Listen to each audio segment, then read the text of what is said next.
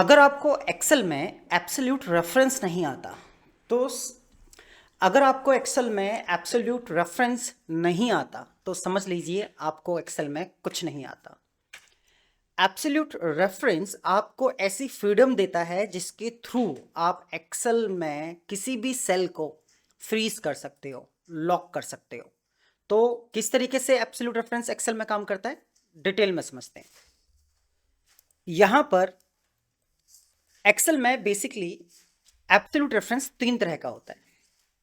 Number 1 row absolute, number 2 column absolute और number 3 row and column both absolute. तो Excel में absolute reference तीन तरीके से काम करता है। पहला रो एब्सोल्यूट, दूसरा कॉलम एब्सोल्यूट और तीसरा row and column both absolute. Row absolute का मतलब है कि रो लॉक हो जाएगी। कॉलम एब्सोल्यूट का मतलब है कि आपका यहां पे कॉलम लॉक हो जाएगा। एंड यहां पर row and column both absolute का मतलब है कि रो एंड कॉलम दोनों ही क्या हो जाएंगे, लॉक हो जाएंगे।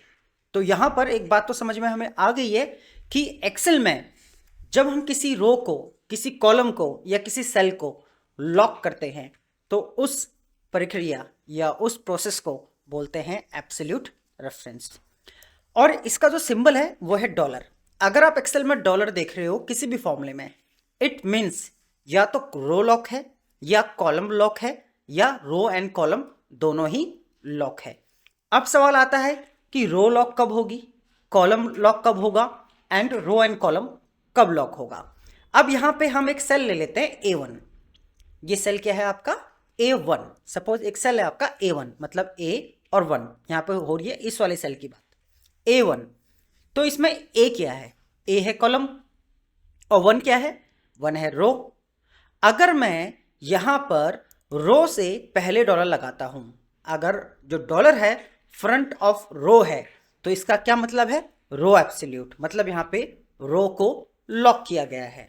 अब यहां पर अगर इस तरीके से आप देखते हो, यहां पर अगर डॉलर किससे पहले है, डॉलर कॉलम से पहले, मतलब ए से पहले, जो ए कॉलम है उससे पहले डॉलर है, तो इसका मतलब क्या है कि यहां पर कॉलम को लॉक किया गया है। और अगर डॉलर आपका ए से पहले भी है और 1 से पहले भी है तो इसका क्या मतलब है, यहां पे रो एंड कॉलम दोनों को लॉक किया गया है, मतलब A1 सेल को लॉक किया गया है। तो इस तरीके से एब्सोल्यूट रेफरेंस का जो मतलब है, होप सो आपको समझ में आ गया होगा कि डॉलर की प्लेसमेंट डिसाइड करती है कि कब रो लॉक है, कब कॉलम लॉक है और कब सेल लॉक है। अब एक प्रैक्टिकल के थ्रू हम समझने की कोशिश करते हैं कि ये काम किस तरीके से करता है। फॉर एग्जाम्पल यहां पर मुझे क्या चाहिए, यहां पर मुझे टेबल चाहिए। Suppose 1 2 3 4 5 and 6। देन यहां पे हमें 1, यहां पे हम लेते हैं 2 3 4 5 6 7 8 9 और यहां पे हम ले लेते हैं 10। तो यहां पर हम 2 से लेकर 10 तक का हमें क्या निकालना है, टेबल निकालना है। अब यहां पे क्या होगा, 2 1 जा 2 होगा, 2 2 जा 4 होगा एंड 2 3 जा 6 होगा। तो यहां पर हमने क्या किया, equal to this cell multiply this cell. तो इस सेल की मल्टीप्लाई इससे होगी तो क्या आएगा, 2 1 जा 2 आएगा। ठीक आया। अब मैं इसको ड्रैग करता हूं, तो इस तरीके से मैंने इसको ड्रैग किया तो आप देखोगे ये तो ठीक आया, ये भी ठीक आया, पर ये सब गलत आए हैं। 2 3 जा 6 होना था, 12 है। पर ये क्या, ये 4 सही है? एक्चुअल में 2 1 जा 2 ही सही है। 2 2 जा 4 होता है, पर एक्चुअल में इस वाले 2 की मल्टीप्लाई इससे होनी है। और यहां पर क्या हो रहा है, इस 4 की मल्टीप्लाई 3 से होनी है, जबकि यहां पे क्या होना है, 2 की मल्टीप्लाई 3 से होनी है। और यहां पर क्या होना था, 2 की मल्टीप्लाई 6 से होनी थी, जबकि किससे हो रही है, 240 मल्टीप्लाई 6। मतलब क्या हुआ, जब हमने इसको ड्रैग किया तो ये क्या हुआ, जब हमने इसको ड्रैग किया तो इसके साथ साथ जो रो की सिचुएशन है वो भी मूव ऑन हो गई एंड कॉलम की सिचुएशन भी क्या होगी, मूव ऑन, मतलब कॉलम मूव हो गया। तो हमें क्या करना है, हमें यहां पर क्या ध्यान रखना है, हमारी जो बेसिक सी रिक्वायरमेंट है, जो ये 2 है, मतलब ये जो 2 है, मतलब जो ए कॉलम है ये हमेशा यहाँ पे लॉक हो जाए, मतलब जो A9 है, A9 में कॉलम जो है वो ए क्या है, कॉलम, तो कॉलम से पहले हम यहाँ पे क्या लगाएंगे, डॉलर, क्योंकि हमें एक कॉलम को क्या करना है, लॉक करना है, वो आगे की तरफ मूव ऑन ना हो। तो हमने डॉलर कहाँ लगाया, ए से पहले, मतलब ए कॉलम को लॉक कर दिया। अब मैं इसको ड्रैग करूंगा तो आप देखेंगे कि यहां पर इस तरीके से टेबल बिल्कुल ठीक आया है। अब मैं यहां पर डबल क्लिक करता हूं तो आप देखेंगे ये 2 लॉक हो चुका है, मतलब इस 2 की मल्टीप्लाई 6 से हो रही है, इसी वजह से यहां पे क्या आ रहा है, 12 आ रहा है। अब यहां पे अगर मैं क्या करता हूं, इसको नीचे की तरफ ड्रैग करता हूं तो आप देखेंगे ये भी गलत आ रहा है। यहां पे 2 की मल्टीप्लाई 1 से होनी है, 3 की मल्टीप्लाई 1 से होनी है, 4 की मल्टीप्लाई 1 से होनी है, मतलब जो 1 वाली रो है, मतलब जो 8 वाली रो है, ये क्या हो रही है, नीचे की तरफ चेंज हो रही है। तो हमें यहाँ पे 1 वाली रो को, मतलब जो 8 रो है उसको लॉक करना है। तो यहाँ पे मैं क्या करता हूँ, फॉर्मूले में यहाँ से डॉलर हटाता हूँ, और यहाँ पे जो ये B8 है, इसमें जो B क्या है हमारा, 8 क्या रो, तो यहाँ पे मैं डॉलर लगा देता हूँ। तो आप देखेंगे कि यहाँ पे मैं इस तरीके से ड्रैग करता हूँ तो आप देखेंगे अब बिल्कुल टेबल ठीक आ रही है, 10 1 जा 10 आ रहा है। अब मैं या तो ये रो वाइज ठीक आ रहा है या कॉलम वाइज ठीक आ रहा है, हमें रो एंड कॉलम वाइज दोनों तरीके से ठीक करना है। तो हम क्या करेंगे, एक कर्सर यहां रखेंगे, मल्टीप्लाई, एक कर्सर को हम यहां रखेंगे। अब हमें क्या करना है, यहां पे एक डॉलर लगाना है।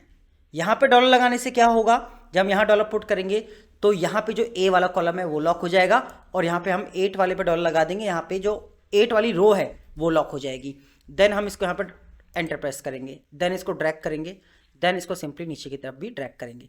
तो आप देखेंगे आपका टेबल ऐसे भी ठीक आ रहा है, और देन आप ऐसे देखेंगे आपकी ऐसे भी टेबल ठीक आ रही है। तो इस तरीके से हमने यहाँ पे क्या यूज किया, हमने यहाँ पे क्या यूज किया, हमने यहाँ पे कॉलम एब्सोल्यूट किया, और यहाँ पे हमने क्या एब्सोल्यूट किया, रो को एब्सोल्यूट किया। तो इस तरीके से हमने डॉलर के थ्रू ये जानने की कोशिश करी कि कब हमें कॉलम एब्सोल्यूट करना है और कब हमें रो एब्सोल्यूट करना है। अभी हम एक एग्जांपल से और समझेंगे कि किस तरीके से हम रो एंड कॉलम दोनों को एक साथ एब्सोल्यूट करते हैं। अब यहाँ पे क्या है, मेरे पास सपोज कुछ प्राइस हैं, सपोज 100 200, यहाँ पे कुछ प्राइस हमारे पास है। देन यहाँ पर मेरे पास है डिस्काउंट, सपोज 10% का डिस्काउंट है। देन यहाँ पे मुझे क्या निकालना है, डिस्काउंट प्राइस निकालना है, और यहाँ पे मुझे निकालना है पे अमाउंट। तो मैंने क्या किया, मैंने यहाँ पे इस पर क्लिक करा, कीबोर्ड से मल्टीप्लाई किया, देन यहाँ पे, अब यहाँ पे मुझे जो 10 है, 10% इसको लॉक करना है, क्योंकि इन सभी की मल्टीप्लाई 10% से होनी है। तो सिंपली आपको क्या करना है, कीबोर्ड से F4 प्रेस करना है। तो $1 कहाँ लगेगा, कॉलम से पहले, और $1 लग जाएगा रो से पहले। अगर आप F4 दोबारा प्रेस करेंगे तो $1 बचेगा, फिर से प्रेस करेंगे डॉलर कॉलम में आ जाएगा, फिर से प्रेस करेंगे तो रिमूव हो जाएगा। तो ये 3 टाइम काम करता है, 4th टाइम आप प्रेस करेंगे तो दोबारा से डॉलर लग जाएगा। एंटर प्रेस करेंगे। अब सिंपली इसको आप क्या करेंगे, ड्रैग करेंगे, पे निकालना है, this minus discount price, then इसको आप ड्रैग करेंगे। अब सपोज डिस्काउंट कितना है, 20%, अब यहाँ 20 लिखेंगे, 100% डिस्काउंट है तो यहाँ पे 0 0 आ जाएगा, देन 50% डिस्काउंट है तो 50% डिस्काउंट हो जाएगा। तो इस तरीके से हमने क्या किया, रो एंड कॉलम दोनों को ही यहाँ पे लॉक कर दिया। अगर आप यहाँ पे बेसिकली हमें 50 को लॉक करना था, मतलब रो को लॉक करना था, अगर इस टास्क को आप इस तरीके से भी करते, यहां पर आप क्या करते, जब आपने इक्वल टू पुट किया दिस मल्टीप्लाई दिस, तो मेरी यहाँ पे जरूरत क्या है, मुझे जो 19 वाली रो है इसको लॉक करना है। अगर मैं $1 भी यहाँ पे लगाता तो भी मेरा काम चल जाता। देन एंटर प्रेस करूंगा, देन सिंपली इसे ड्रैग करूंगा, टोटल कैसे निकालूंगा, दिस माइनस दिस निकालूंगा, एंटर प्रेस करूंगा, देन इसे ड्रैग करूंगा। अब 100% अगर डिस्काउंट है तो आप देखेंगे माल फ्री का हो गया। तो इस तरीके से यहां पर आपने सीखा कि रो एब्सोल्यूट क्या होता है, कॉलम एब्सोल्यूट क्या होता है, and row and column both absolute क्या होता है। एक्सेल में कहीं भी अगर आप इस तरीके से फॉर्मूलाज में डॉलर की प्लेसमेंट्स देखते हैं तो इसका सीधा सा मतलब है कि वहां पर एब्सोल्यूट रेफरेंस यूज हो रहा है। तो होप सो आपको वीडियो समझ में आया होगा। 3 से 4 बार प्रैक्टिस करें, मैं आशा करता हूं कि आपको इससे बहुत ज़्यादा मदद मिलेगी। चलिए मिलते हैं फिर नेक्स्ट वीडियो में।